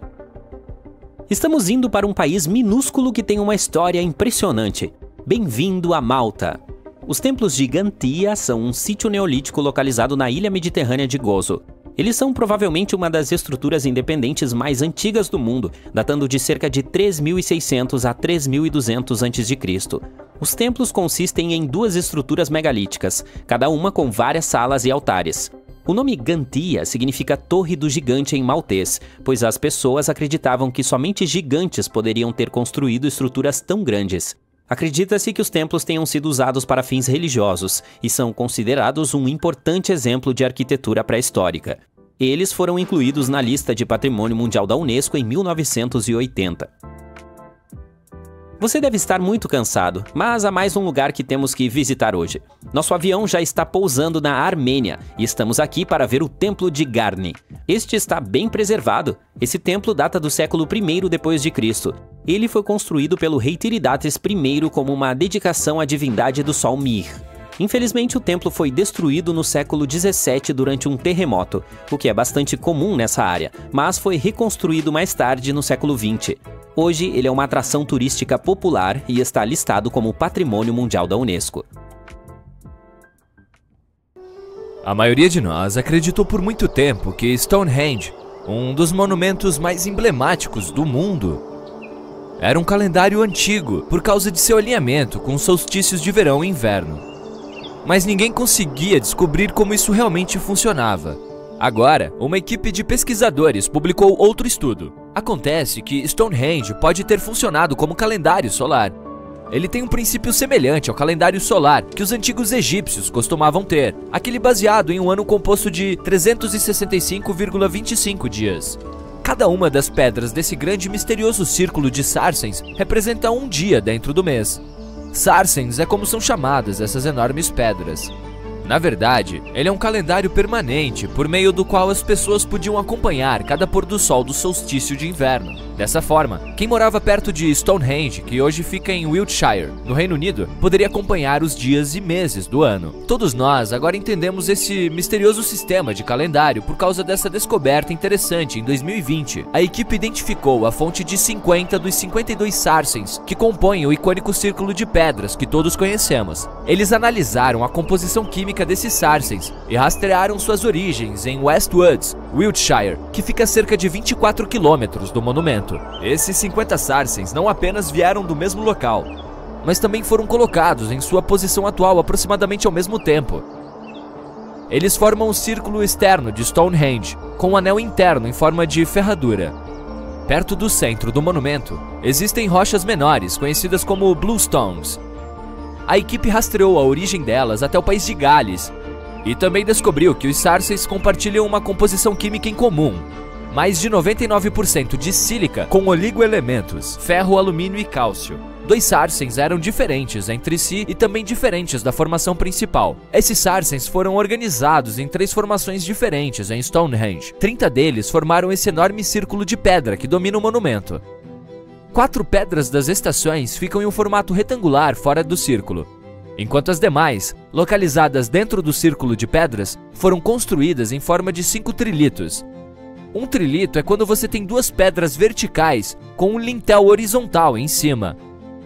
30, 5 e 4 são números bastante interessantes no contexto desse sistema de calendário. As 30 colunas espalhadas ao redor do anel principal de Sarsen podem representar dias do mês. Se você multiplicar isso por 12, obtém 360. Adicione mais 5 àqueles dos trilitos centrais e o resultado é 365. Para realmente ajustar o calendário, fazendo-o corresponder a um ano solar, você precisa adicionar um dia bissexto extra a cada 4 anos, certo? A equipe acredita que os povos antigos usavam essas 4 pedras das estações para cobrir essa parte. Então, nesse sistema, eles pareavam um solstício de verão e inverno todos os anos com o mesmo par de pedras. Os povos antigos começaram a construir Stonehenge cerca de 5.000 anos atrás e levaram mais de 1.000 anos para terminar o trabalho. Mas o Stonehenge que você vê hoje não é a versão completa e original. As pessoas quebraram e tiraram muitas de suas antigas Bluestones e Sarsens. Toda a estrutura também mudou ao longo do tempo, pois foram gerações e gerações que participaram da construção e reconstrução de Stonehenge. 180 para ser preciso, desde o início. As pessoas fizeram Stonehenge em 4 etapas. Primeiro, construíram uma área circular que se estendia por mais de 100 metros de diâmetro e tinha cerca de 56 poços chamados de buracos de Aubrey. Uma barreira alta circunda a vala da área, enquanto há uma barreira baixa do lado de fora. Algumas teorias até dizem que essa parte era uma espécie de cemitério comunitário. Mais tarde, na segunda etapa, os construtores adicionaram uma ferradura de trilitos de Sarsen. Na terceira etapa, construíram uma avenida cerimonial com quase 3 quilômetros de comprimento. Ela possivelmente delineou o caminho das Bluestones que as pessoas moveram dos buracos de Aubrey para os buracos Q e R, um arco duplo em que essas Bluestones foram arrumadas. Nessa fase, os construtores também reorganizaram as pedras de entrada e recortaram a vala principal do local. Durante o quarto estágio, as pedras foram quebradas e os construtores gravaram entalhes nos Sarsens. Mais tarde, as Bluestones acabaram sendo modificadas novamente. Os construtores não deixaram nenhum registro escrito sobre como conseguiram arrastar essas pedras pesadas para o local e fazê-las ficar tão perfeitamente eretas. Mas existem teorias que dizem que suas técnicas estavam mais associadas à marcenaria do que à construção civil. Eles fizeram buracos entalhados em encaixes salientes, pois queriam unir essas pedras. E usaram juntas de linguetas e ranhuras para fazer isso. Quando cavaram o buraco para as pedras, colocaram postes de madeira na parte de trás do buraco, que foram usados como suporte. Então, moveram a pedra para uma posição e a puxaram para cima com cordas. Eles colocaram cascalhos no buraco para garantir que a pedra ficasse no lugar. Uma sociedade agrícola pré-industrial montou esse monumento fascinante usando apenas ferramentas feitas de pedra e osso. Nem mesmo a roda havia sido inventada ainda. Essa formação incomum também é conhecida como rochas ressonantes. As pedras que você pode ver em Stonehenge têm algumas propriedades acústicas bastante estranhas. Quando você as golpeia, elas produzem um som alto. Essa poderia ser uma das razões pelas quais as pessoas se preocuparam em transportá-las por uma distância tão longa em primeiro lugar. Em algumas culturas antigas, as pessoas acreditavam que essas rochas continham poderes de cura. Esse é um local muito popular que atrai mais de 1 milhão de visitantes por ano. Quando foi aberto ao público, os visitantes eram autorizados a caminhar entre as pedras, podendo até subir nelas, pois não havia restrições. Até o final do século XIX, os visitantes costumavam raspar pedaços de rocha para levá-los para casa como lembranças. Eles também gravavam suas iniciais nas pedras. Acampavam dentro do círculo e cavavam buracos para fogueiras, sem perceber que cavar ali poderia prejudicar seriamente a estabilidade de todo o monumento. Ao longo do tempo, os visitantes encontraram mais e mais restrições, até que o monumento foi finalmente isolado em 1997, por causa da grave erosão das pedras. Isso significa que, se você quiser visitá-lo, só poderá vê-lo à distância, a menos que queira pagar mais pela experiência do Círculo de Pedra, que só pode ser feita fora do horário normal de visita. O Stonehenge originalmente tinha 2 entradas que levavam à sua área. Havia uma larga a nordeste e outra um pouco menor ao sul. Se você olhar para ele hoje, verá que há muito mais lacunas. Isso se deve principalmente às trilhas feitas posteriormente que cruzavam o monumento. O solo dentro de Stonehenge foi severamente danificado e não se tratava apenas de visitantes aleatórios cavando buracos para fogueiras. Houve um grupo de pessoas que cavou um buraco grande e profundo dentro do Círculo de Pedra no século XVII, pois estavam procurando um tesouro. Depois, Charles Darwin também fez algumas escavações, pois estava estudando minhocas na área. Ele queria saber como elas poderiam impactar objetos no solo ao longo do tempo. Ele observou como uma pedra caída havia afundado no solo e percebeu que isso estava acontecendo por causa das atividades dessas pequenas criaturas que agitavam o solo o tempo todo. Em 1963, havia uma teoria de que Stonehenge tinha sido construído como uma espécie de computador que prevê eclipses solares e lunares. Mais tarde, alguns propuseram que ele foi realmente construído como um monumento aos ancestrais que haviam falecido. Essa teoria diz que a permanência de suas pedras representava a vida eterna após a morte. A média dos sarsens que você encontra lá pesa 25 toneladas, enquanto o maior, que se chama Hillstone, pesa cerca de 30 toneladas. Se você quiser ter uma ideia de quão maciças essas pedras realmente são, pode ir atrás do centro de visitantes na galeria ao ar livre para conferir uma réplica de pedra sarsen. Ela é uma cópia fiel de uma das pedras verticais dos trilitos que estão na ferradura interna do monumento. Existem 5 casas neolíticas em Stonehenge, baseadas em evidências arqueológicas reais de casas encontradas naquela área. Cada uma delas tinha paredes construídas com estacas e pisos de cal, algumas até tinham móveis. Também foi descoberto muito lixo, o que significa que os habitantes dessa área costumavam gostar de celebrações e festas. A pesquisa mostrou que as pessoas viveram nessas casas por 50 a 100 anos, cerca de 4.500 anos antes de Cristo, época em que os construtores trouxeram as pedras de sarsen para Stonehenge. Durante o período em que construíram Stonehenge, gerações passaram por grandes mudanças, da Idade da Pedra ao início da Idade do Bronze. Eles não eram mais tão estáticos e isolados, e começaram a viajar e negociar mais, o que significa que se comunicavam muito mais do que seus ancestrais, mesmo internacionalmente. Foi assim que puderam espalhar a história sobre Stonehenge, e foi também quando o mistério e o fascínio pelo monumento começaram. Todo mundo adora um ponto turístico. O Coliseu, a antiga cidade de Machu Picchu, as pirâmides de Gizé. Mas você já se perguntou como era a aparência deles logo após terem sido construídos? Ou mesmo no tamanho em que eles estavam cobertos de plantas e esquecidos pela humanidade? Aperte o cinto, porque estamos indo em uma aventura de viagem no tempo para os principais sítios arqueológicos do mundo. Nossa viagem começa na América do Sul, nas profundezas das montanhas peruanas. Confira a cidade de Machu Picchu. Machu Picchu é um monumento à engenhosidade e ao poder da civilização Inca. No seu auge, a civilização Inca se estendia por 4.000 quilômetros ao longo da costa da América do Sul, desde o atual Equador até o Chile. E Machu Picchu estava localizada no coração e no centro de tudo isso. O local histórico foi construído a cerca de 2.100 metros acima do nível do mar, mais ou menos por volta de 1450 a.C. A cidade fechada consistia em cerca de 150 edifícios feitos de pedra. Os incas conseguiram construir templos, casas e até mesmo um complexo sistema de aquedutos para irrigar toda a cidade. E sim, eles fizeram tudo isso sem a ajuda de rodas ou qualquer instrumento feito de ferro. O modelo de habitação é um pouco semelhante às casas de pedra que vemos hoje em dia, com a diferença de que os incas não usaram cimento para colar os blocos de pedra. No entanto, eles se encaixam perfeitamente um em cima do outro. Além disso, os incas devem ter desenvolvido uma tecnologia anti-terremoto rudimentar, mas eficaz, já que no caso de um terremoto, as rochas tremeriam sem sair do lugar. Se Machu Picchu fosse construída hoje, a obra custaria mais de 70 milhões de dólares. A função do local ainda é um mistério para muitos historiadores. Teorias sugerem que poderia ter sido construído como um local para cerimônias, uma base de segurança para o povo inca ou até mesmo um retiro para a realeza. O que sabemos de fato é que no século XVI, 100 anos após a construção de Machu Picchu, sua população a abandonou e raízes de árvores tomaram conta da maior parte do local e o mantiveram escondido da humanidade por mais de 4 séculos. Foi apenas no século XX que o mundo foi reintroduzido a Machu Picchu, quando um fazendeiro peruano, Melchor Arteaga, levou o professor da Universidade de Yale, Hiram Bingham III, para visitar o local. Desde então, Bingham e muitos outros exploradores dedicaram suas vidas e pesquisas ao estudo da maravilha arqueológica de Machu Picchu. Agora vamos à próxima parada do nosso veículo de viagem no tempo, a cidade de Pompeia, na Itália. Pompeia fez parte do nosso imaginário coletivo por muitos anos. A erupção do vulcão do Monte Vesúvio em 79 d.C. e a consequente destruição de uma cidade inteira é algo que espero que não aconteça novamente. Mas aposto que você está se perguntando como era Pompeia no seu último dia.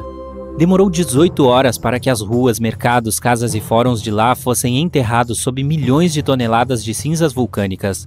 Graças a alguns cientistas inteligentes, descobrimos que a lava e as cinzas que cobriam Pompeia em seu derradeiro dia realmente ajudaram a congelar a cidade no tempo. Diferentemente do gelo, a nuvem de cinzas não preservou a cidade intacta, mas à medida que os itens se desintegraram ao longo de 2000 anos, deixaram vazios sob a terra. Os arqueólogos descobriram que, se preenchessem esses vazios com gesso, a forma da cidade enterrada logo se revelaria. E foi exatamente isso que aconteceu. Claro, não era nada como a movimentada cidade de 12 mil habitantes que existia muitos anos antes da fatídica erupção. Pompeia era um município vibrante e rico. As ruínas do local revelaram que muitas de suas áreas ostentavam casas impressionantes, algumas com varandas, o que era um sinal de grande riqueza na época. E acredite ou não, até mesmo algumas obras de arte sobreviveram à erupção. Os arqueólogos encontraram afrescos e murais com criaturas mitológicas bem preservados, todos indicando que membros da alta sociedade viviam lá. Ruínas mostram que a cidade até tinha banhos termais feitos com materiais luxuosos. Ah, e aparentemente o povo de Pompeia tinha dentes incríveis. Sim, os arqueólogos conseguiram analisar até mesmo esse pequeno nível de detalhe a partir dos moldes de gesso que recuperaram do subsolo. Ainda no território italiano, encontramos uma das maiores atrações turísticas do mundo, o Coliseu de Roma. Foi construído como um anfiteatro durante o reinado do imperador Vespasiano, por volta de 70 d.C. Foi apenas em 80 d.C. que o filho de Vespasiano, o imperador Tito, inaugurou o Coliseu. O monumento era algo incrível, com paredes de 48 metros de altura, mais de 80 entradas e capacidade para acomodar 87 mil pessoas. Todas as classes e grupos sociais eram bem-vindos no anfiteatro, e isso explica em parte por que ele foi tão popular por tantos séculos. Durante o declínio do Império Romano, por volta do século VI d.C., o Coliseu começou a ser negligenciado e abandonado. O monumento foi saqueado e algumas de suas colunas e pedras foram usadas para construir infraestrutura em outros lugares. Apenas 1/3 do Coliseu original ainda está de pé, e se é grande agora, imagine o que era na época. A Grécia foi o lar de um dos maiores impérios do mundo. No auge deste império, literal e historicamente falando, há mais ou menos 2.400 anos, os gregos construíram uma cidadela conhecida como Acrópole. A Acrópole, composta por edifícios históricos, é considerada um dos maiores marcos da civilização ocidental até o momento. Os turistas que visitam a capital Atenas hoje podem se deparar com pilares amarelados e quebrados do Partenon no alto de uma das colinas da cidade. Mas quando foi construído entre 447 e 432 a.C., o imponente e majestoso Partenon era puramente branco, já que todo o monumento foi construído com mármore branco brilhante. As estátuas internas eram feitas de ouro. O Partenon é um templo de 2.130 metros quadrados, sustentado por 69 colunas de mármore. Os maiores blocos de mármore são enormes, pesando cerca de 10 toneladas cada. E o fato mais surpreendente é que a mármore não veio de Atenas, mas de um local próximo que ficava a 17 quilômetros de Acrópole, conhecido como Monte Pentélico. Historiadores intrigados com a origem do material primário para a construção de Acrópole encontraram pequenos e grandes blocos de mármore espalhados pelo chão do Monte Pentélico. Havia também uma estrada pavimentada que os gregos haviam construído para transportar as rochas ao redor. Mas talvez o monumento mais impactante de todos os tempos esteja localizado no coração do Oriente Médio, nos arredores da cidade egípcia do Cairo. As pirâmides são consideradas uma das 7 maravilhas do mundo antigo. O complexo da pirâmide de Gizé foi construído como um túmulo para o faraó Quéops há cerca de 4.500 anos. Entre 20.000 e 30.000 pessoas participaram do projeto de construção. É composto por 3 pirâmides, Quéfren, Miquerinos e Gizé. O enorme monumento é feito de aproximadamente 8.000 toneladas de granito e mais de 550.000 toneladas de argamassa, o que lhe dá a aparência que tem hoje. Você acreditaria se eu lhe dissesse que as pirâmides nem sempre tiveram essa aparência? Longe disso. Elas eram de um branco brilhante com uma ponta triangular dourada na parte superior. Isso ocorre porque os egípcios usaram mais de 6 milhões de toneladas de calcário para cobrir toda a estrutura rochosa com forma de degraus. Tudo para que elas brilhassem sob a luz solar implacável do céu egípcio. A pirâmide de Quéfren permaneceu a estrutura mais alta da Terra feita por humanos por mais de 3.800 anos. Era a única pirâmide de 8 lados no Egito e acreditava-se que se alinhava com o cinturão de Órion. É considerada a construção mais alinhada voltada para o norte. Em 1979, foi inscrita na lista de Patrimônio Mundial da Humanidade da Unesco. Vamos até a cidade indiana de Agra para visitar rapidamente o Taj Mahal. Você pode conhecê-lo como Taj, mas também pode ser chamado pelo seu nome mais cativante, uma lágrima na bochecha do tempo. O Taj levou mais de 22 anos para ser construído e foi encomendado em 1632 pelo imperador mogol Shah Jahan como uma declaração de amor por sua terceira e favorita esposa, Mumtaz Mahal. Foi feito com mármore branco marfim e, surpreendentemente, devido à conservação cuidadosa, ainda permanece muito semelhante ao que era quando foi construído. Acho que toda essa conversa de marcos históricos me deixou com vontade de viajar. E você? Conte-nos nos comentários abaixo se você já visitou alguns desses locais ou quais marcos interessantes você acrescentaria a este vídeo. Se alguém finalmente inventar a viagem no tempo e você embarcar em uma viagem ao passado, não reconhecerá muitas das coisas que conhece e ama hoje. A Estátua da Liberdade e as pirâmides egípcias, alguns aparelhos básicos, como o controle remoto e o laptop, e até mesmo o milho que você come no almoço, mudaram para além do reconhecimento. Quando as pirâmides foram originalmente construídas no Antigo Egito, em Gizé e em outros lugares, elas não pareciam nem um pouco marrom-arenosas. Todas elas eram cobertas por calcário branco. Se você as visse sob o sol quente da África, teria que desviar o olhar, pois eram muito lisas e brilhantes. Os construtores usaram cerca de 6 milhões de toneladas desse material somente para a Grande Pirâmide de Gizé. Ela é a maior que você ainda pode ver em sua viagem ao Egito. As regras locais eram bastante parcimoniosas e reutilizavam algumas das pedras de revestimento em outros projetos de construção. Um grande terremoto no século XIV também soltou algumas das pedras. Portanto, você não verá muito calcário, mas parte dele ainda está lá, no topo da pirâmide de Quéfren, em Gizé. Parece que ela tem um segundo pico em cima do primeiro. Nos tempos antigos, todas as pirâmides costumavam ter pedras de cobertura chamadas piramidions, cobertas com uma mistura de ouro e prata. A maioria delas se perdeu ao longo dos séculos, mas você ainda pode ver algumas em museus. Elas mostram imagens de divindades egípcias. As pirâmides provavelmente foram modeladas com base em uma pedra pontiaguda sagrada, a Benben. Ela representava os raios do sol. Agora, levantar pedras pesadas não era tão simples sem a tecnologia que temos hoje. Acho que você concordará comigo se ajudou seus amigos a se mudarem pelo menos uma vez e eles te fizeram carregar o sofá. Mas os egípcios inteligentes do passado pensaram nisso e escolheram o formato de pirâmide. Ele permite que o peso seja distribuído uniformemente por toda a estrutura. A Estátua da Liberdade também passou por uma grande reforma desde que foi inaugurada em 1886. Acredite ou não, ela costumava ser de cor marrom brilhante, como uma moeda de 1 centavo. 20 anos depois, mudou sua cor para verde. Não se tratava de uma declaração de moda, mas de uma reação química. A estátua é coberta por centenas de finas folhas de cobre. Quando o cobre reage com o ar, ele forma naturalmente uma camada protetora chamada verdete. Essa camada protege o que está sob ela contra a corrosão, e é por isso que as estátuas e outros objetos feitos de cobre, latão e bronze podem durar tanto tempo. Quando a Lady Liberty ficou verde pela primeira vez, as autoridades decidiram que seria uma boa ideia pintá-la por toda parte. Isso foi muito antes das mídias sociais, portanto, não era possível simplesmente deixar um comentário irritado no post que descrevia a ideia. Mas eles escreveram sobre isso nos jornais locais, e o público não gostou da ideia. Em seguida, o Times entrevistou um fabricante de cobre e bronze e ele confirmou que não deveriam repintá-la porque a remoção da camada protetora significaria destruir a estátua. Ao longo dos anos, as pessoas sugeriram pintar a Lady Liberty várias vezes, mas ninguém nunca o fez. Não sei quanto a você, mas não consigo imaginar essa estátua em outra cor, então acho que é melhor assim. Você gosta de bananas tanto quanto eu? Da próxima vez que saborear uma suculenta e macia, lembre-se de que precisa agradecer a reprodução seletiva por essa textura. As bananas selvagens originais tinham muitas sementes grandes e duras e pouca polpa deliciosa. E quem não gosta de uma melancia docinha?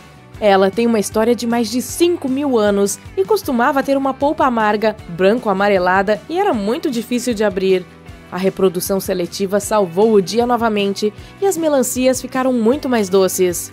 Os cientistas japoneses foram além e inventaram a versão sem sementes. A avó do milho é uma grama mexicana chamada teozintos. Os grãos dessa grama eram pequenos e difíceis de obter. Os agricultores de muitos milhares de anos atrás guardavam as sementes apenas das plantas que eram maiores ou mais saborosas, ou com grãos mais fáceis de moer. Obrigado, meus amigos, por nos darem o milho que é comestível e até mesmo delicioso.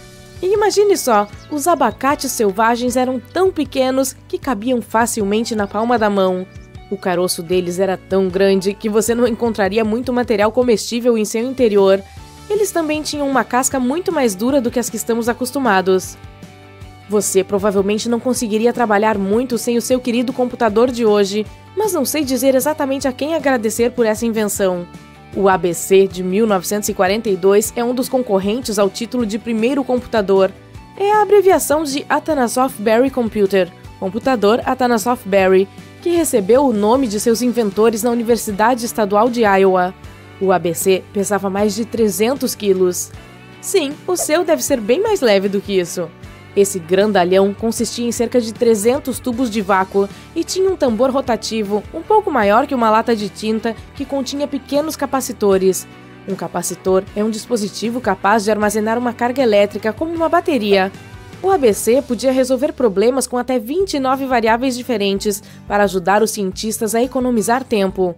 Como os computadores modernos, ele usava dígitos binários, uns e zeros, para representar todos os números e dados. Por isso, foi possível fazer os cálculos eletronicamente. E agora, minha parte favorita. O ABC concluía uma operação a cada 15 segundos. Só para você comparar, hoje são milhões de operações por segundo. Diferentemente da tecnologia que usamos hoje, o ABC não tinha um programa armazenado que pudesse ser alterado. Portanto, o programa só podia executar uma única tarefa de cada vez. Um operador tinha que anotar a resposta intermediária e, em seguida, descá-la de volta para o computador. Parece ser mais um motivo para ficarmos felizes por vivermos no século XXI. O controle remoto que você usa para todos os tipos de aparelhos também tem um longo caminho. Nikola Tesla, que nos deu a corrente alternada, projetou um dos primeiros controles remotos sem fio em 1898. Ele batizou sua invenção de Teleautomaton e a demonstrou em um barco em miniatura controlado por ondas de rádio. O barco tinha uma pequena antena de metal presa a ele. Tesla enviava sinais para o barco usando uma caixa com uma alavanca e uma chave telegráfica, que era sua versão de um controle remoto. Esses sinais acionavam os contatos elétricos do barco e moviam o leme e a hélice, e Tesla controlava o barco. O conceito de controle remoto logo se espalhou para outros aparelhos. O primeiro controle remoto de televisão surgiu em 1950. Ele foi projetado pela Zenith Radio Corporation e chamado de Lazy Bone, ou osso preguiçoso em tradução livre. Não leve isso para o lado pessoal, por favor. Esse Lazy Bone tinha um cabo enorme que era conectado ao aparelho de TV. E aqueles que o testaram não se apaixonaram pela invenção, porque tropeçavam no cabo. Sinto sua dor, meus amigos. Se você mora ou trabalha em um dos últimos andares, vai adorar este aqui. Conheço o primeiro elevador de passageiros. Ele viajava a uma velocidade de 12 metros por minuto. Não é o mais rápido, eu sei, comparado ao recorde atual, que é de 12 metros por segundo. Mas, ei, ele foi construído em 1857 em Nova York e era mais uma atração turística do que uma necessidade. O elevador tinha um motor a vapor escondido no porão de um prédio de 5 andares. 3 anos depois, ele foi desativado porque o público não gostou. Na mesma época, Otis Tufts registrou a primeira patente de uma ferrovia vertical. Sua invenção incluía um vagão real com um banco interno para as pessoas se sentarem. Me parece um ótimo lugar para curtir com os amigos. O que você acha? Em seguida, começaram a adicionar elevadores a hotéis luxuosos em todo o mundo. Eram salas inteiras com um design sofisticado, assentos estofados e espelhos nas paredes, e às vezes até um pequeno lustre. Havia um operador obrigatório que fechava a porta e o vagão iniciava sua subida super lenta. Ainda era mais uma questão de estilo do que de velocidade, então acho que eu escolheria as escadas. Sempre que você ouve falar de ruínas antigas, quase nunca as imagina suspensas em algum lugar ou simplesmente penduradas aleatoriamente no galho de uma árvore, certo? Na verdade, para a maioria dos artefatos antigos que temos expostos em museus de todo o mundo, os arqueólogos fizeram um trabalho de escavação impressionante. Veja bem, os edifícios têm essa maneira engraçada de desaparecer com o tempo se não forem devidamente cuidados. Às vezes, precisamos reutilizar alguns materiais, portanto uma construção mais antiga pode ser sacrificada no processo. Outras vezes, as casas são abandonadas e uma vez expostas aos elementos da superfície, como chuva ou luz solar, não tem chance. Algumas simplesmente desmoronam devido à boa e velha erosão. Portanto, a única maneira de uma peça arquitetônica sobreviver ao teste do tempo é se, de alguma forma, ela tiver sido enterrada profundamente. Agora, como essas coisas acabaram enterradas em primeiro lugar? Bem, é uma verdadeira comédia de erros. As cidades antigas tinham o hábito de elevar gradualmente o nível do solo, como uma criança adicionando coberturas ao seu sundae.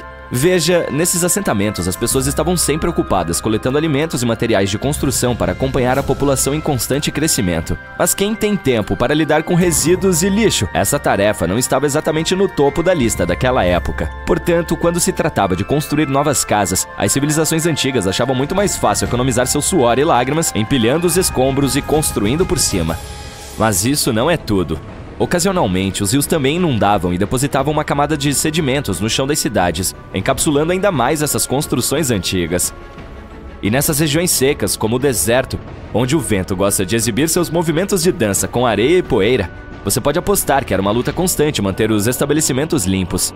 Um exemplo hilário é a Esfinge, que tinha sua cabeça enterrada na areia até que um grupo de arqueólogos atirou em 1817. Algumas cidades antigas acabaram sendo encobertas por terem sido completamente abandonadas. Com menos atividade humana para controlar sua expansão, as sementes das plantas não resistiram à oportunidade e brotaram por toda a parte. Então absorveram o dióxido de carbono do ar e cresceram, acrescentando mais e mais volume ao solo. Essas raízes atrevidas decidiram até mesmo estabilizar o solo feito de matéria vegetal em decomposição, criando camadas e mais camadas. É como se fosse o maior projeto de bricolagem que a Mãe Natureza embarcou, com as plantas como suas leais ajudantes. O ato de escavar os segredos de civilizações antigas não se trata apenas de desenterrar um mundo perdido. É também uma busca épica para revelar os tesouros ocultos sob as camadas da história.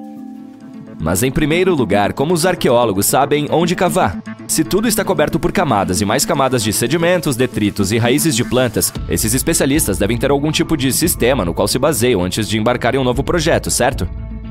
Para começar, nem sempre são eles que sugerem uma escavação em um determinado local. Vou explicar. Digamos que você seja um empreiteiro e queira construir um novo e sofisticado complexo de apartamentos em sua cidade. No entanto, algumas legislações locais têm certas exigências para que o projeto possa ser iniciado. Por exemplo, antes que alguém comece a construir em um terreno, talvez seja necessário levar especialistas para verificar o solo. Podem ser arqueólogos, geólogos ou paleontólogos, que precisam ficar de olho nas coisas durante o desenvolvimento. Se forem descobertos artefatos ou ecofatos, palavra sofisticada para remanescentes orgânicos, esses especialistas entram em ação para escavá-los e estudá-los. Mas e quanto aos locais que não tem nada a ver com escavadeiras e chapéus amarelos? Os arqueólogos têm mais de um truque na manga quando se trata de localizar pontos de interesse antigos. Mergulham fundo nos registros históricos com uma boa dose de trabalho de detetive. Ao farejar documentos e mapas antigos, podem montar o quebra-cabeça da atividade humana em uma área específica. Se um local já tiver sido visitado antes, melhor ainda. Encontrar registros de escavações anteriores ou relatos históricos pode dar aos cientistas muitas informações sobre onde continuar sua caça ao tesouro. Antes de eles começarem a mexer suas pás, se envolvem em uma missão de escaneamento visual. Munidos de um sistema de grade, percorrem o local mantendo os olhos abertos para quaisquer artefatos que possam estar escondidos logo abaixo da camada superior da terra, de ferramentas de pedra moída, vidros históricos e até mesmo depósitos de lixo antigos. Sim, eles também são valiosos. Esses exploradores de olhos aguçados conseguem identificar sinais de atividade humana mais rapidamente do que a maioria das pessoas. Se tropeçarem em solo de entulho, termo sofisticado para depósito de lixo, terão certeza de que os seres humanos já habitaram o local. No entanto, os arqueólogos não dependem apenas de suas pás de confiança. Eles contam com um arsenal de aparelhos para ajudar na busca de maravilhas ocultas. As ferramentas geofísicas são como suas armas secretas. Veja o medidor de resistividade, por exemplo. Essa engenhoca inteligente mede o componente elétrico do solo e quaisquer características ou artefatos enterrados, como uma parede, por exemplo, criarão uma leitura de resistividade diferente do que a do solo ao redor. Os magnetômetros e o radar de penetração funcionam de maneira semelhante, mostrando possíveis indícios de tesouros antigos no solo. E quem poderia se esquecer do nosso velho e confiável amigo, o GPS? Ele ajuda a mapear locais precisos, como um mapa do tesouro de alta tecnologia que leva diretamente ao pote de ouro. Você gostaria de visitar virtualmente alguns dos sítios arqueológicos mais importantes do mundo? Então siga-me! No Reino Unido, por exemplo, encontrará esse lugar interessante chamado Stonehenge. É um dos muitos Henges espalhados por aí, mas este é realmente o melhor.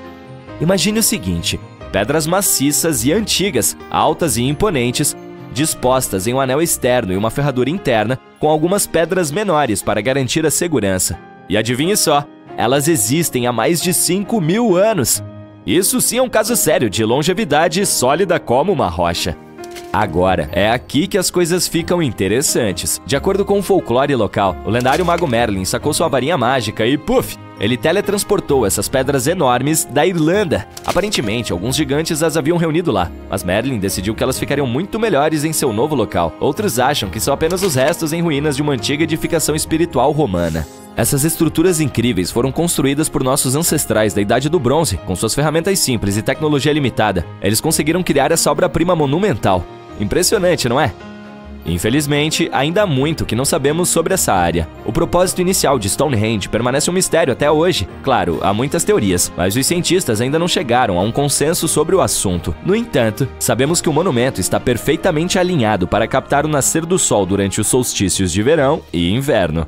A antiga cidade de Pompeia é um sítio arqueológico igualmente incrível. Imagine o seguinte: o Monte Vesúvio, um notório causador de problemas, decidiu fazer uma birra vulcânica e cobriu completamente essa antiga cidade romana. Isso a transformou em uma cápsula do tempo, localizada nos arredores da atual Nápoles, na Itália. Avançando rapidamente para o ano de 1748, quando um grupo de exploradores aventureiros encontrou Pompeia. Veja só, eles descobriram um tesouro de coisas boas bem preservadas. Ruas, casas, comida, provavelmente um pouco estragada naquele momento, joias brilhantes, esculturas extravagantes, afrescos coloridos, utensílios domésticos cotidianos e até mesmo restos de animais e humanos. Foi como uma festa arqueológica épica. Ao que parece, Pompeia tinha de tudo: casas e vilas elegantes, uma enorme arena com 20.000 lugares, pequenas lojas de artesanato, locais de encontro como tavernas, e não vamos nos esquecer dos locais mais picantes como as luxuosas casas de banho. Há ainda o Santuário de Apolo, onde as pessoas costumavam se reunir para sua dose diária de adoração. E, é claro, o movimentado coração da cidade, o Fórum, onde todas as pessoas descoladas costumavam se encontrar. E adivinhe só, Pompeia é tão legal que entrou para a lista do Patrimônio Mundial da Unesco em 1997. E isso é como o hall da fama definitivo para a grandiosidade histórica. Ela também inclui muitos outros edifícios e locais famosos, como o Taj Mahal na Índia e a Acrópole de Atenas, na Grécia. A antiga cidade de Taposiris Magna está escondida na costa norte do Egito. Hoje em dia, ela tem muito pouco de sua antiga glória, mas o que está abaixo dela pode conter o segredo para desvendar um famoso mistério. O de Cleópatra, a rainha egípcia mais memorável da história. O túnel recentemente descoberto também é conhecido como um milagre geométrico para sua época. As escavações descobriram uma estrutura de 13 metros de comprimento abaixo do solo, que está parcialmente submersa na água. Sua forma e técnica de construção são semelhantes às do túnel Eupalinos, outra descoberta antiga surpreendente. Esse túnel está localizado na Grécia e foi construído com a escavação simultânea de 2 pontos, com o objetivo de que eles se encontrassem no meio. O uso da matemática e da geometria para fazer essa construção foi surpreendentemente preciso para aquela época, ainda mais porque foi construído perto de uma montanha. Os arqueólogos que estão trabalhando no local de Taposiris Magna desde 2004 acreditam que esse túnel pode levar à tumba perdida de Cleópatra. As pistas que eles encontraram até agora parecem corroborar essa teoria. Para começar, a cidade e seu templo foram construídos por um dos ancestrais de Cleópatra, Ptolomeu II. Toda a arquitetura parece indicar que ela foi dedicada ao antigo espírito Osíris e sua rainha Ísis. Durante todo o seu reinado, Cleópatra tentou se associar a Ísis, portanto não é de surpreender que ela tenha escolhido esse local como seu lugar de descanso final. Os cientistas ainda não conseguiram localizar a tumba de Cleópatra, mas as pesquisas continuam com a ajuda da tecnologia moderna. Para estudar melhor esse local, os arqueólogos chegaram a usar um dispositivo especial chamado radar de penetração no solo. Essa ferramenta nos permite analisar o que está sob o solo sem ser intrusivo. Como esse túnel é muito antigo, a pesquisa precisa ser feita com muita delicadeza. Ver imagens do que há no subsolo antes de começar a cavar é incrivelmente útil, e isso tem sido feito aqui desde 2011. Descobrir finalmente a tumba de Cleópatra pode nos ajudar a entender sua história, sobretudo o que pode ter acontecido durante a última parte de sua vida, que ainda é cercada de mistério. Não sabemos a causa exata de sua morte. Alguns acreditam que ela pode ter se deixado morder por uma cobra egípcia venenosa. Outros sugerem que ela estava bem acostumada com substâncias tóxicas, chegando a esconder algumas em sua escova de cabelo caso precisasse. Mas isso não quer dizer que ela optou por usá-las em si mesma. Temos muitas outras informações interessantes sobre Cleópatra que são igualmente impressionantes, como o fato de que ela tinha um estilista. A maioria das imagens que você já viu retratando essa famosa rainha mostra Cleópatra usando delineador preto. Esse visual foi montado por Eiras, uma mulher conhecida por ter sido sua esteticista pessoal. Ela traçou a longa linha dos olhos até as têmporas, uma técnica de maquiagem usada até hoje para realçar os olhos. Eiras foi uma figura importante ao longo de sua vida, conhecida também como sua confidente e amiga íntima.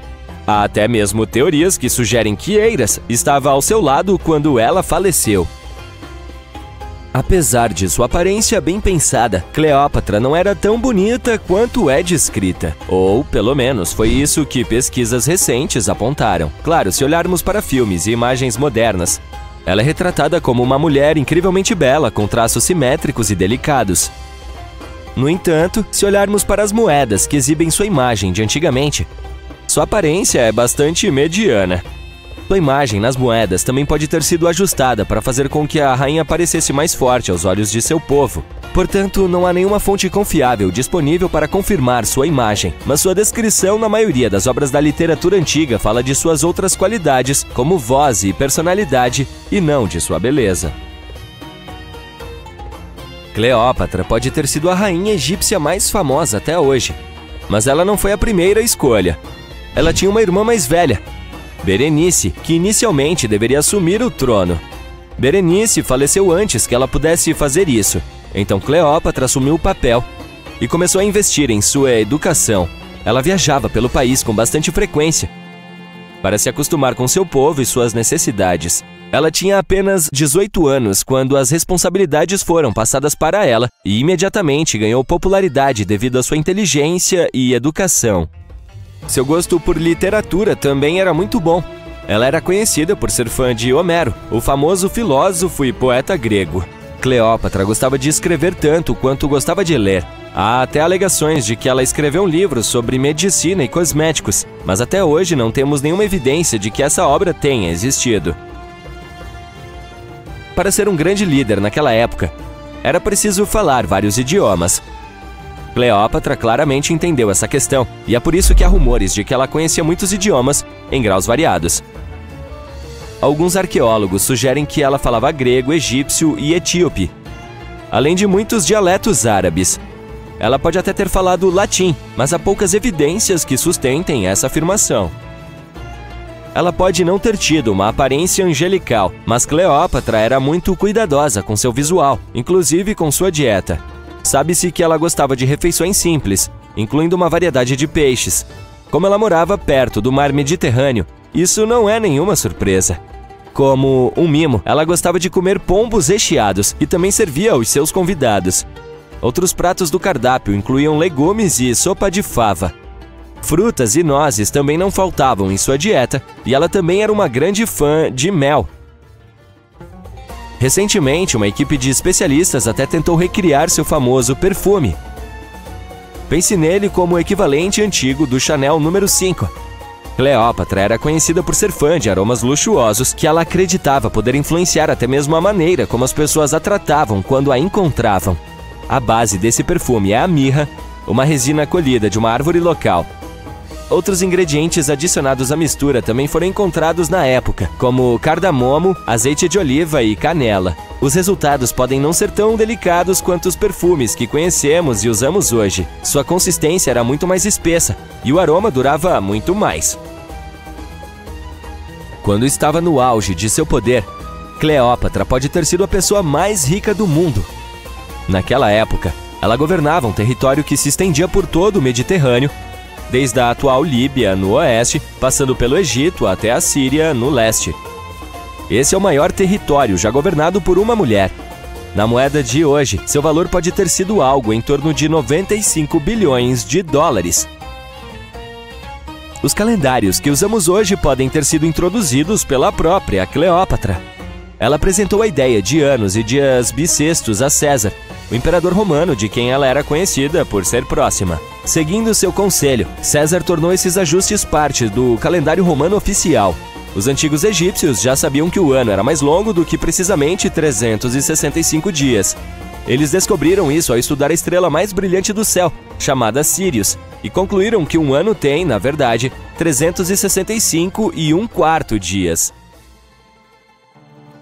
Foi Elizabeth Taylor que introduziu Cleópatra na cultura pop quando a interpretou no filme homônimo de 1963. Até aquele momento, esse era o filme mais caro já feito. Originalmente, deveria custar algo em torno de 2 milhões de dólares, mas acabou custando incríveis 44 milhões. Isso se deve principalmente a problemas de roteiro e produção. Para fazer esse filme icônico, os produtores criaram 79 cenários do zero, além de mais de 26 mil figurinos para o elenco. Somente os trajes de Cleópatra de Elizabeth Taylor custaram cerca de 200 mil dólares. Felizmente para os produtores, o filme ganhou as manchetes e foi bem recebido pela crítica, tornando-se um sucesso de bilheteria. Muitas pessoas associam Cleópatra a outro famoso governante egípcio, o rei Tutankhamun, apelidado de Rei Tut. Surpreendentemente, além de ambos serem faraós egípcios, eles não têm mais nada em comum. Para começar, o rei Tut viveu cerca de 1.300 anos antes de Cleópatra. E também não há nenhuma conexão com relação à sua ascendência. Cleópatra tinha raízes gregas macedônicas, enquanto o rei Tut era um egípcio nativo.